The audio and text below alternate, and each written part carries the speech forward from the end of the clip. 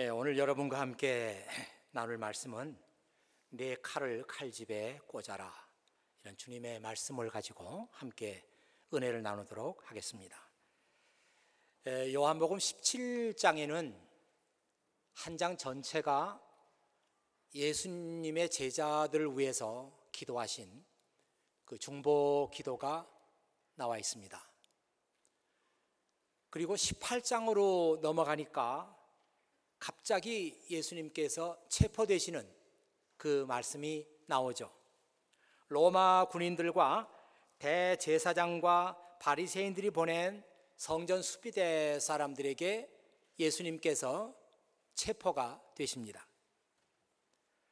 그동안 요한복음 읽으면서 예수님을 싫어하고 미워하는 사람들이 있다 하는 것은 알았지만 이렇게 갑자기 예수님께서 체포되실 줄은 정말 몰랐습니다.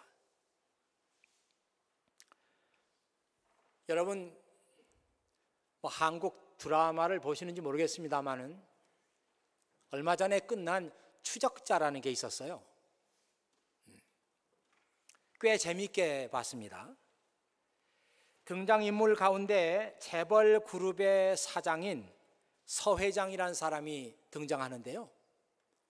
이 사람은 단순히 재벌일 뿐만 아니라 권력도 있었어요. 그래서 정계를 자기 마음대로 주무르는 그런 인물입니다. 그리고 그의 사위인 강동윤이라는 사람이 등장하는데요. 이 사람은 대통령이 되기를 꿈꾸는 그런 사람이에요. 다른 후보들하고는 비교가 되지 않을 정도로 월등한 지지율을 갖고 있습니다. 이제 대선이 시작이 되는데 별일이 없으면 이 사람은 대통령이 되는 거예요. 근데 이 사람은 자기가 대통령이 되기 위해서 어떤 힘없는 사람들이 희생당하고 힘없는 사람들의 권리를 빼앗고 이런 것들이 조금 더 이상하지 않는 그런 것은 당연한 것으로 여기는 그런 인물이었습니다. 투표일 당일이 됐는데 오전까지만 해도 이 사람의 지지율이 월등히 높아요. 출구조사를 하면은 거의 70% 정도로 이 사람의 지지율이 올라가고 있습니다. 근데 오후가 되면서 갑자기 상황이 바뀌고 이 사람이 그동안에 저질렀던 부정행위가 시내 곳곳에 있는 대형 화면에 비치면서 유권자들의 마음이 흔들리기 시작하면서 지지율이 달라지는 거예요. 드디어 급기야 이 사람은 역전을 당하고 대통령에서 결국 떨어지게 됩니다. 그리고 이 사람은 경찰에 체포를 당해요. 이제 마지막 식구들과 함께 아침 식사를 하는데 갑자기 경찰들이 들이닥쳐가지고 이 사람을 체포합니다.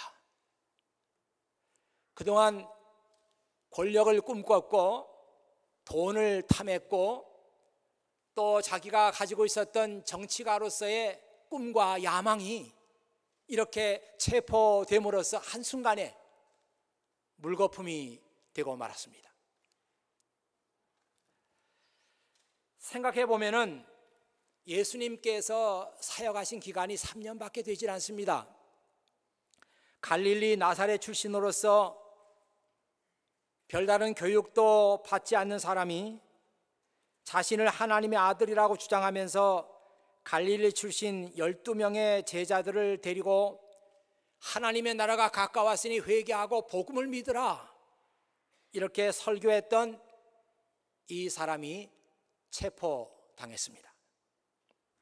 스스로 가난한 사람들의 대변자가 되었고 죄인들의 친구가 되기를 자청했던 사람, 그의 말에는 능력이 있어서 듣는 사람들을 놀라게 했고 불치의 병으로 고생하던 사람들을 낫게 했던 예수라는 사람이 밤중에 긴급 체포되었습니다. 이제 이 사람은 산헤드린이라고 하는 재판장으로 끌려가서 재판을 받게 될 것이고 그가 잘못한 모든 일들이 드러나게 될 것이고, 그것으로서 이 사람의 모든 꿈은 다 무산이 되고 이 사람의 인생도 거기서 끝나게 될 것입니다. 우리는 충분히 그런 생각을 할 수 있습니다. 그러나 이 성경 말씀은 우리의 예상대로 되지 않습니다. 우리는 끝났다 했는데 성경 말씀 보면 아니다. 우리는 절망적이다 이렇게 생각하는데 성경 말씀은 아니다. 하나님께서 도우신다. 성경은 그런 책이에요. 성경이 예수님께서 체포되신 사실을 어떻게 기록하고 있습니까, 여러분? 아주 자세하게 그때 그 상황을 묘사하고 있습니다. 여러분, 성경을 좀 이렇게 폭넓게 읽으신 분들은 금방 알 거예요. 마태복음, 마가복음, 누가복음에도 예수님께서 잡히신 그때 일들이 기록이 되어 있는데, 이 공관 복음서에 보면은 예수님께서 잡히신 일에 대해서는 간단하게 기록했어요. 그렇지만 예수님께서 기도하실 때 정말 하나님의 뜻을 받아들이기 위해서 밤새도록 기도했던 그 모습에 대해서 공관 복음서는 더 많이 기록했습니다. 근데 요한복음에 보니까 예수님께서 기도하셨다고 하는 그 말씀은 다 빠지고 예수님께서 어떻게 체포를 당하셨는가, 이 체포 당했을 때 그 상황을 자세하게 묘사를 하고 있습니다. 이렇게 나와 있죠. 예수님께서 기도하시기를 마치고 제자들과 함께 기드론 골짜기 건너편으로 가셨습니다. 그곳에는 올리브 나무 정원이 있었습니다. 예수님과 제자들은 이 정원으로 갔습니다. 그곳은 예수님이 제자들과 함께 종종 모이셨던 곳이므로 예수님을 배반한 유다도 이곳을 알고 있었습니다.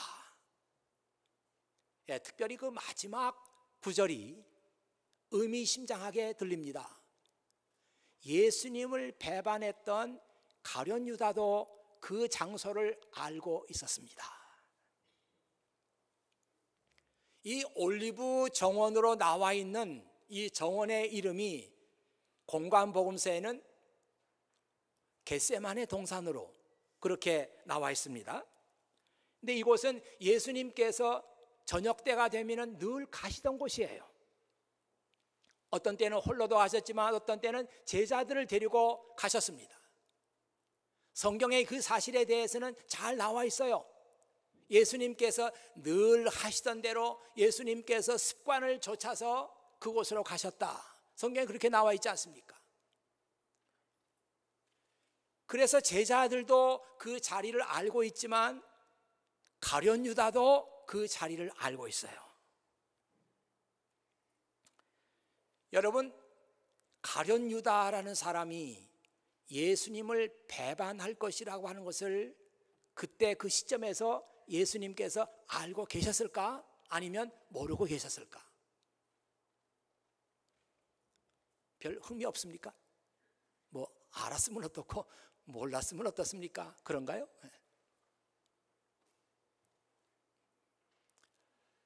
예수님께서 다 알고 계셨어요. 그 사실이 요한복음 13장에 나와 있습니다. 지금 18장이잖아요. 13장에 그 말씀이 나와 있어요. 예수님께서 식사를 다 마친 다음에 제자들에게 느닷없이 말씀하시는 거예요. 너희 중에 한 사람이 나를 배반할 것이다. 제자들은 발칵 뒤집혔죠. 서로 얼굴을 보면서 우리 중에 누가 주님을 배반하는가? 그때 요한복음을 기록한 요한이 예수님께 물었어요. 주님, 우리 중에 누가 그런 일을 합니까? 그러니까 예수님께서 내가 빵 조각을 떼서 접시에 찍어서 건네주는 그 사람이 나를 배반할 것이다. 그때 빵 조각을 떼가지고 그 접시에 찍는다고 하는 것은 아마 접시에 올리브 기름이 있었을 거예요. 이렇게 찍어서. 그러면서 예수님께서 정말 빵을 떼가지고 접시에 찍어서 누구에게 주느냐면 가룟 유다에게 주는 거예요. 그러면서 내가 계획하고 있는 일을 하라. 그렇게 요한복음 13장에서 이미 말씀했어요. 그러니까 예수님은 갑자기 불시에 하면서 유다의 배반을 당하고 그래서 붙잡혀 간 게 아니고요. 오늘 성경 말씀에서 가룟 유다도 그 자리를 알고 있었습니다. 이렇게 기록한 것은 예수님께서 뻔히 오늘 저녁에 이런 일이 있을 거라고 하는 것을 아시면서도 그 자리에 가셨다는 거예요. 요한이 그의 복음서에서 얘기하고 싶은 것은 그것입니다. 우발적인 사건이 아니에요.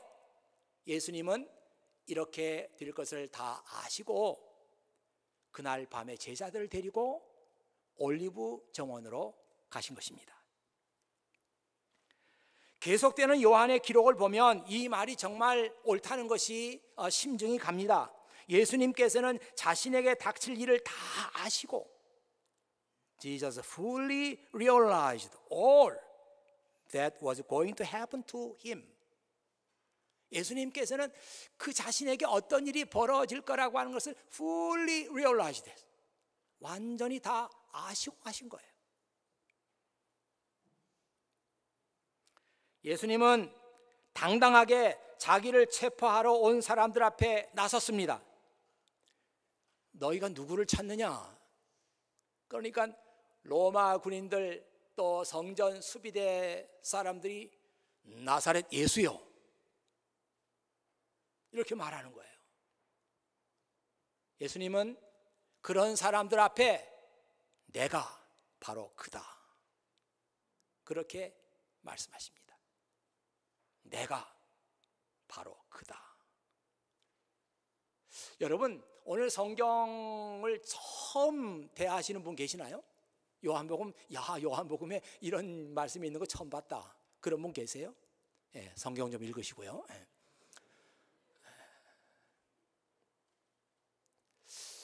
그런데 성경을 많이 읽었던 사람들에게도 참 놀라운 말씀이 내가 바로 그다, 그렇게 말씀하셨는데 이 로마 군인들과 성전 수비대 사람들이 뒤로 꽈당 넘어졌어요.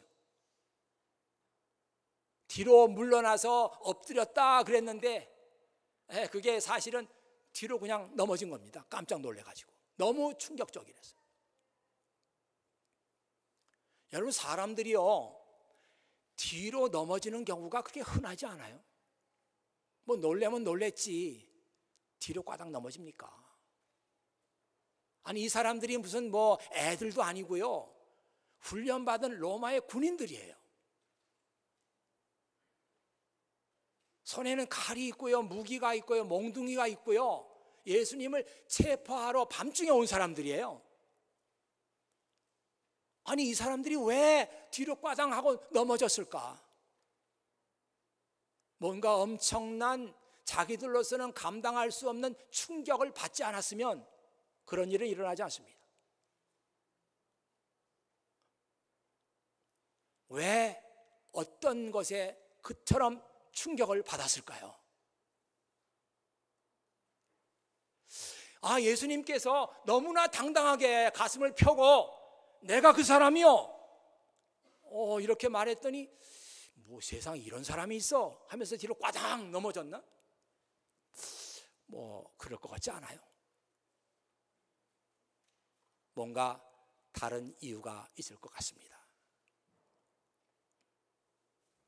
제 생각에는 이 군인들이 넘어진 것은 예수님의 말씀 때문이에요. 내가 그다, 내가 그다. 혹시 그 미디어실에서 그 New Living Translation 바이블 그 장면 좀 내주실 수 있나요?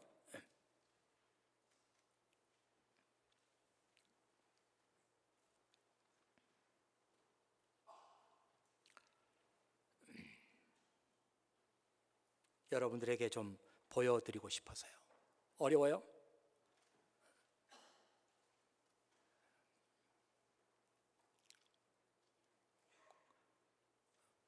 웹사이트 저기 설교문 밑에 댓글에 올려 있습니다.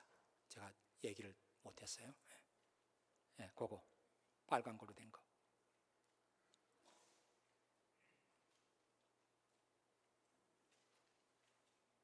밑에 맨 밑에 댓글에 좀 크게 좀 확대해 주시면 좋은데요. 여러분 보이십니까? 아래 말씀을 크게 화면에 띄워주세요, 목사님이.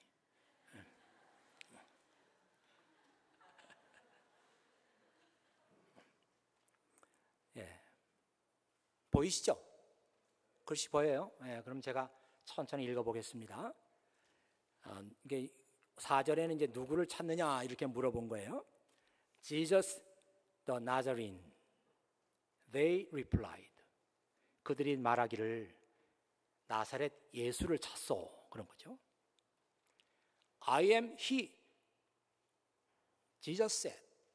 그랬더니 예수님께서 말씀하시기를 I am he 하면서 I자도 대문자고 M자도 대문자예요.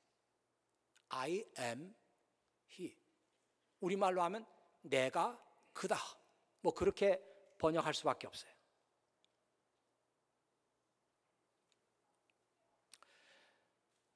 그 가로치고 Judas who betrayed him, 예수님을 배반했던 유다도 was standing with them, 그 군인들하고 같이 서 있었어요. 그 장면에서.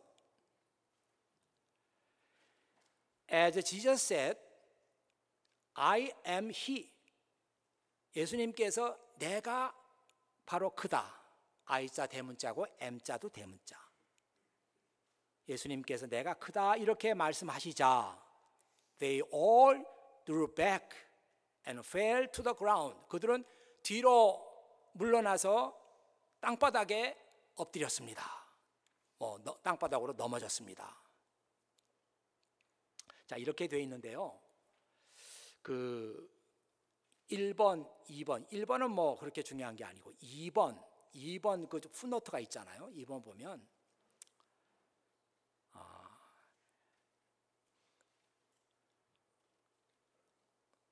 or I am the Lord, Greek reads I am. 이 I am he 이 부분이요. 그릭 원어로 하면 I am이라고 나와 있다 이거예요. I am. 근데 그릭으로 하면 에고 에이미. 에고가 I란데 에이미가 M입니다. 그러니까 우리는 나사렛 예수를 찾소. 그러니까 그릭 원어에 보면은 I am, 영어로 하면 I am. 그릭으로 하면은 에고 에이미. 그렇게 말한 거죠. 그리고서 also in 요한복음 18장 6절 8절에도 그 말씀이 나온다. 이렇게 나와 있고 See Exodus 3장 14절 출애굽기 3장 14절을 보라. 그래서 제가 이 New Living Translation 바이블을 좋아하는 이유가 바로 이런 것 때문입니다. 됐어요. 출애굽기 3장 14절에 보면요. 여러분 그 말씀이 무슨 말씀인지 아시나요? 모세가 미디안 광야에서 40년 동안 생활하면서 어느 날 양을 끌고 호렙산으로 갔다가 거기에서 처음으로 하나님을 만난 그런 장면이 출애굽기 3장 14절입니다. 그때 모세가 자기에게 들려오는 그 음성을 향해서 이렇게 묻죠. 당신의 이름이 무엇입니까? 그랬더니 그 음성에서 들려오기를 I am. 그렇게 말씀하셔요. I am. 우리말 성경에는 나는 스스로 있는 자니라. 나는 스스로 있는 자니라. 여러분, 왜 로마 병정들과 성전 수비대들이 왜 뒤로 꽈당 넘어졌을까? 내가 크다 이 말을 듣고 말이죠. 좀 그림이 그려지시나요? 저는 그렇게 생각했어요.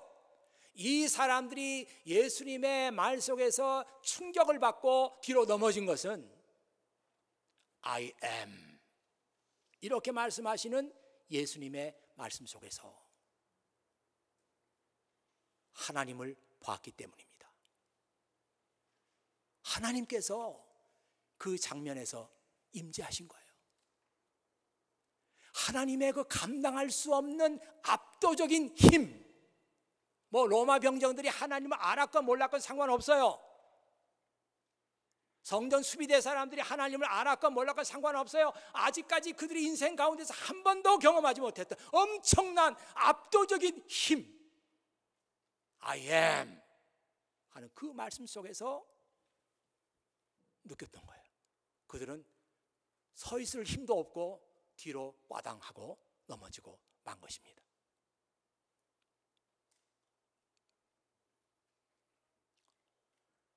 그때 휙 하고 바람을 가르는 칼소리가 났죠.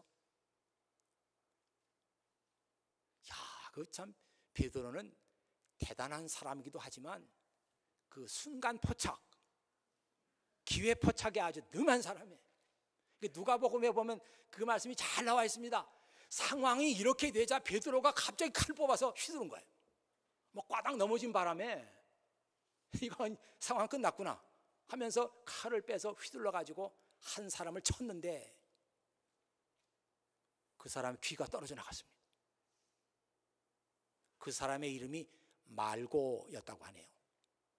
뭐 씨름은 말고 그 말고가 아니고 이름이 말고래요. 귀때기에 떨어져 나갔어요.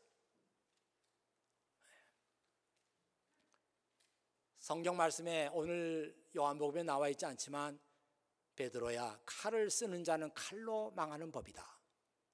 예수님께서 그렇게 말씀하시면서 말고의 귀때기를 가지고 다시 붙여주셨어요. 만화책 같은 한 장면이죠. 예. 예수님은 베드로에게 내 칼을 칼집에 꽂으라. 내가 아버지께서 내게 주신 고난의 잔을 마시지 말란 말이냐? 이건 그 반어법이잖아요. 반어법이에요.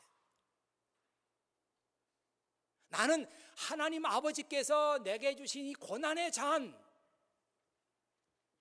a cup of suffering, 이 고난의 잔을 내가 마셔야 한다. 근데 넌 뭐냐? 나보고 그 잔을 마시지 말란 말이냐? 예수님께서 그렇게 반문하셨어요. 그때 그 군인들이 몇 사람이나 됐는지 모르지만 아마 그런 상황이라면 다 놀라가지고 지금 혼비백산해가지고 꽈당 넘어졌는데 제자들이 다 달려들면은 아마 그 사람들 다 제압하고 예수님은 유유히 도망을 치시고 그렇게도 할 수 있을 거예요. 그러나 예수님께서는 그걸 허용치 않으시고 내 칼을 칼집에 꽂으라. 넌 지금 무슨 소리냐? 하나님께서 내게 주신 이 고난의 잔을 나보고 마시지 말란 말이냐? 그렇게 반문하셨어요.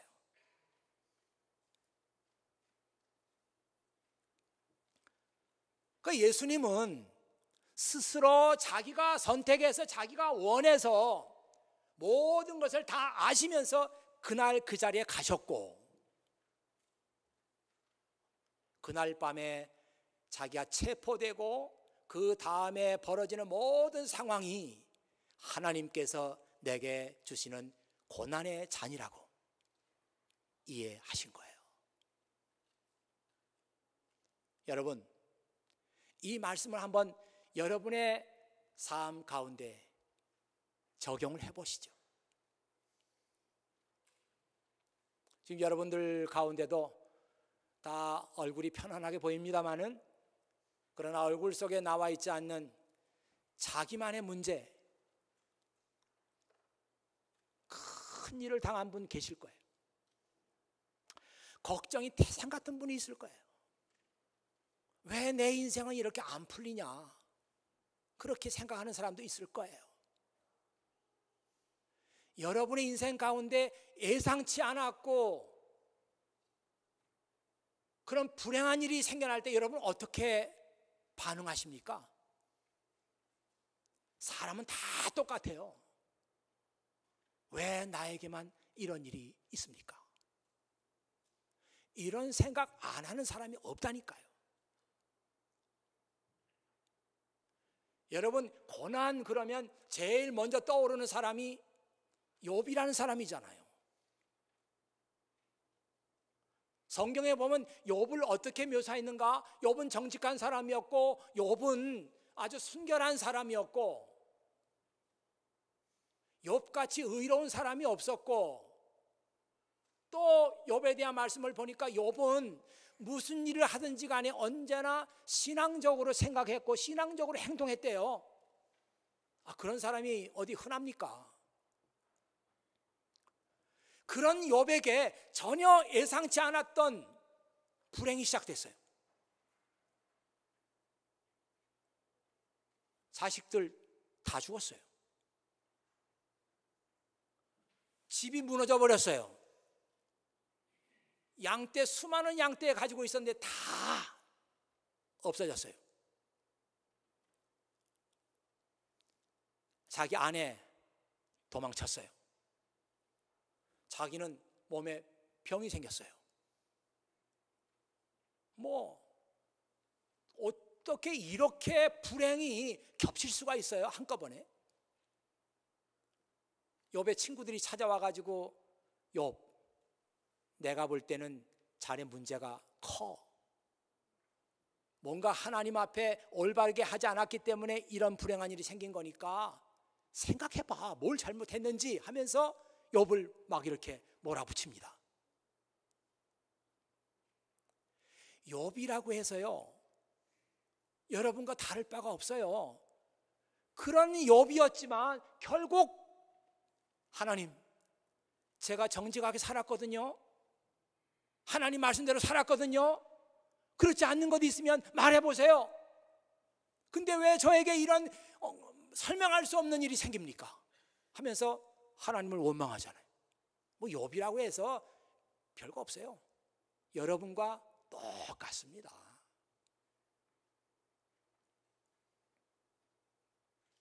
중요한 것은 뭐냐면, 여러분의 인생 가운데 그런 불행한 일이 시작이 되고 시련이 오고 고난이 있을 때 고난 자체를 생각하고 바라보는 사람은 다 똑같아요. 욥도 그랬어요.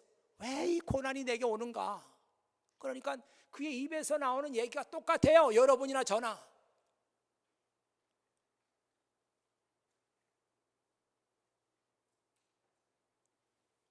성경은 우리에게 말하기를, 내 삶에 아픔이 있고 고난이 있고 시련이 있을 때 그것 자체를 바라보지 마라. 하나님을 생각해라. 우리의 시선을 하나님께로 돌리라는 거예요. 하나님께서 나를 얼마나 사랑하시는가? 내가 하나님의 은혜로 하나님의 자녀가 되었다. 내가 지금 어려움 겪고 있지만 지금 이 시간에도 하나님은 변함없이 나를 사랑하신다. 그렇게 하나님을 생각할 수 있는 사람은 그때 그 시간부터 자신의 삶에 일어나고 있는 모든 아픔과 고난을 새로운 시각으로 바라보고 해석하기 시작한다는 거예요. 욥도 그랬어요. 욥도 거의 마지막 장까지 하나님을 원망했어요. 그러다가 하나님의 음성을 들으면서 하나님을 바라보기 시작했죠. 주님, 잘못했습니다. 하나님께서 내게 고난을 주신 하나님의 뜻을 제가 깨달을 시간도 없이 저는 이 문제만 생각했고 하나님을 원망했습니다. 회개하잖아요.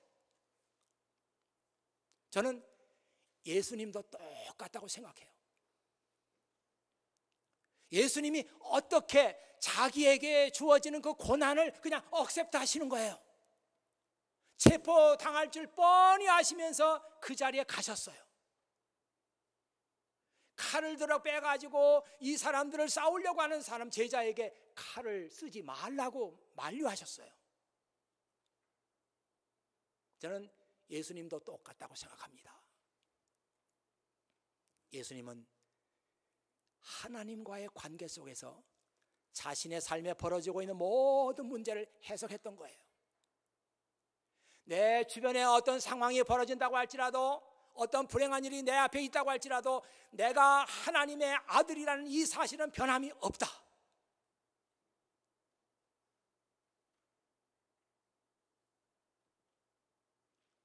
그 사실을 인정하고 받아들이고 나니까, 그렇다면 나에게 주어지는 고난은 무엇인가?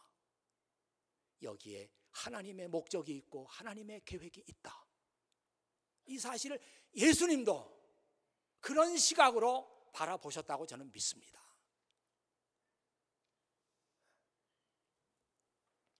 바울도 그랬어요. 사도 바울. 로마서 5장 5절에 그렇게 말하잖아요. 하나님의 사랑이 내 가슴에 부어집니다. 막 pour out. 하나님의 사랑이 막 그냥 그 뭐 주전자나 물 그릇 가지고 막 이렇게 쏟아 붓듯이 하나님의 사랑이 내 마음속으로 쏟아 부어집니다. 그렇게 하나님의 사랑을 깨닫고 나니까 고난도, 아픔도, 시련도 여기에는 하나님의 의도와 하나님의 목적과 계획이 들어있다. 이런 시각으로 다 그의 삶을 해석한 거 아니에요. 이런 얘기가 성경에 기록되어 있는 것은 여러분도 그런 식으로 여러분의 문제를 봐야 되고 해석해야 되고 그런 눈을 가지고 세상을 봐야 된다는 거예요.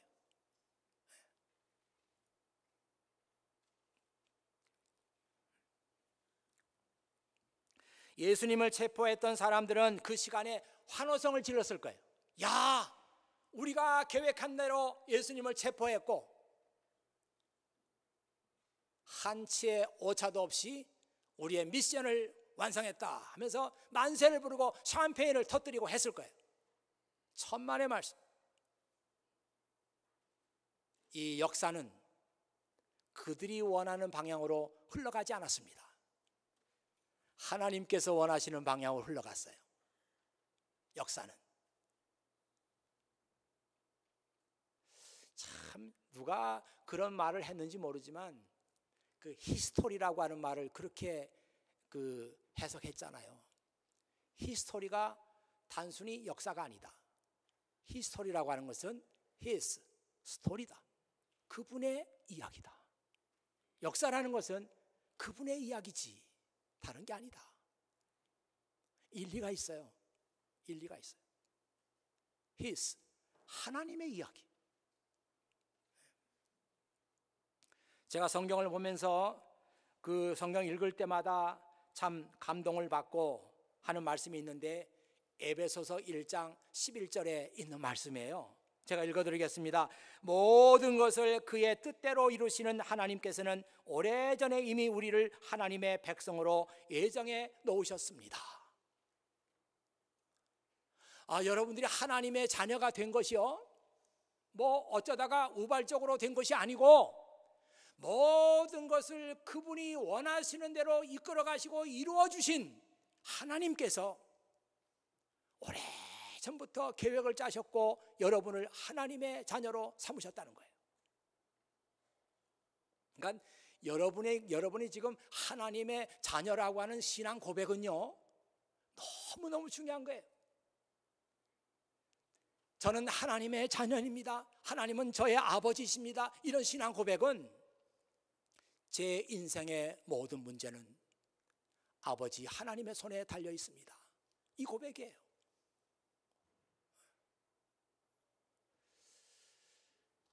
칼을 휘둘러 가지고 해결할 수 있는 문제는 없습니다. 무력으로 해결할 수 있는 문제도 없어요, 사실은.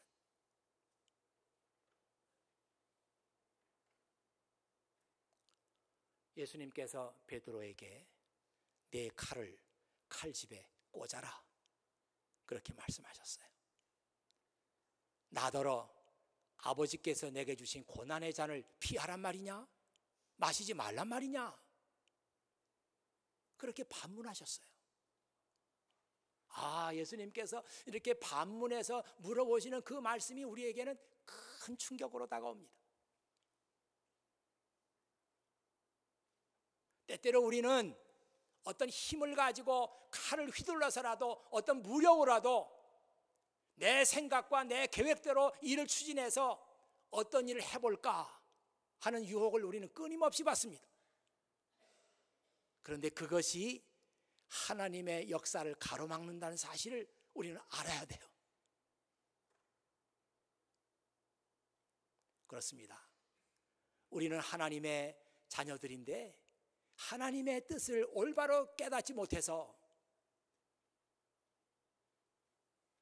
항거하고 내 무력을 사용하고 내 힘을 앞세워보고 내 지혜를 앞세워보고 이렇게 해서 하나님의 하시는 일을 우리가 가로막는 그런 일을 한단 말이에요. 예수님께서 내 칼을 다시 칼집에 꽂아라, 이렇게 말씀하셨어요. 여러분, 우리 신앙생활 다른 거 아니에요. 여러분의 칼, 여러분의 힘이잖아요. 여러분이 믿고 의지하는 거잖아요. 이거 칼집에 꽂아야 돼요. 이게 믿음 생활이에요. 이거 꽂지 않고 휘두르는 사람은 믿음 없는 사람이에요. 하나님 믿지 않는 사람이에요. 꽂아라. 순종해야 돼요. 이것이 오늘 예수님께서 우리에게 보여주시는 겁니다. 예수님 그냥 어쩌다가 그냥 제자들 데리고 괜히 올리브산에 갔다가 그냥 체포돼 가지고 인생 끝났네, 그런 말씀인 줄 알았는데 사실은 이 말씀 속에 오늘 크리스찬의 삶의 가장 중요한 문제를 우리에게 지금 말씀하고 있는 거예요. 너에게 예기치 않는 고난이 다가왔느냐? 그거 어떡할래?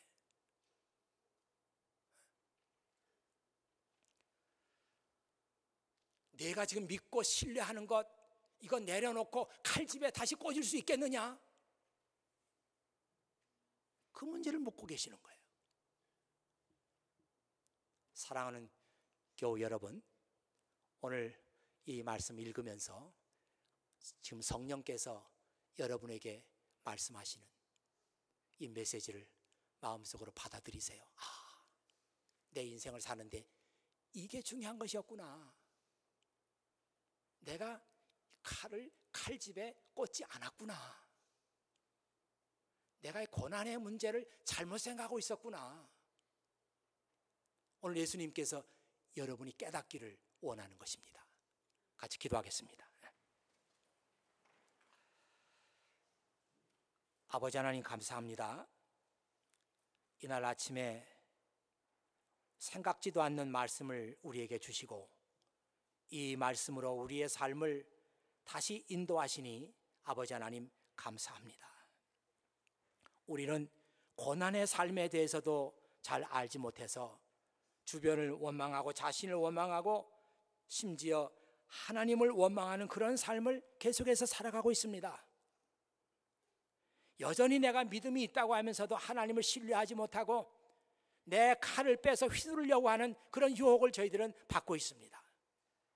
아버지 하나님, 주님은 연약한 모습으로 체포되신 것 같지만 그분은 우리에게 엄청난 진리를 남겨주셨습니다. 아버지 하나님, 사랑하는 모든 자녀들에게 오늘 이 말씀이 성령님의 음성으로 심령 속에 다시 들려지게 해 주시옵소서. 우리 구주 예수 그리스도의 이름으로 기도하옵나이다. 아멘.